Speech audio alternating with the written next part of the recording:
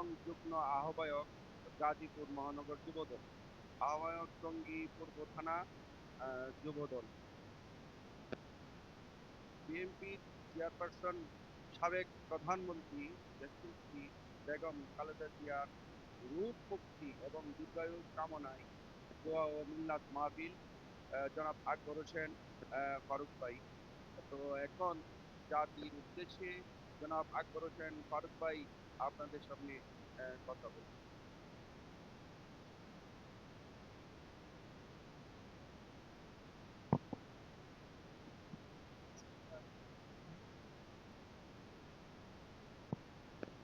প্রিয় দেশবাসী, আপনারা জানেন আমাদের নেত্রী, গণতন্ত্রের জননী, বাংলাদেশের তিনবারের প্রধানমন্ত্রী, সাবেক প্রধানমন্ত্রী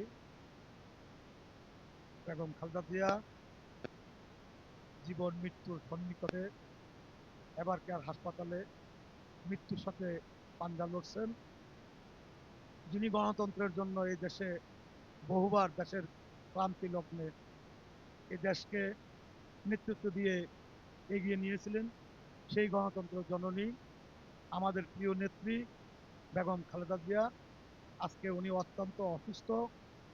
আমি সবার কাছে আকুল আবেদন জানাবো, এই দেশের স্বার্থে, গণতন্ত্রের স্বার্থে, আমাদের মা, আমাদের জননী, দেশের অভিভাবক, ওনার জন্য যেন 18 কোটি মানুষ যে দলেই করুক না কেন, দল বল নির্বিশেষ সকল শ্রেণী পেশির মানুষের কাছে আমার আকুল আবেদন থাকবে, ভেদাভেদ ভুলে গিয়ে আমরা আমাদের এই দেশের স্বার্থে, গণতন্ত্রের স্বার্থে আমরা যেন আমাদের সৃষ্টিকর্তার কাছে সবাই আকুলভাবে মুনাজাত করি।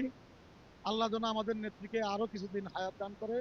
মৃত্যু তো প্রত্যেক মানুষেরই হবে, কিন্তু কিছু কিছু মৃত্যু আল্লাহ পাক দেয় মানুষের মনে অনেক বেদনাদায়ক।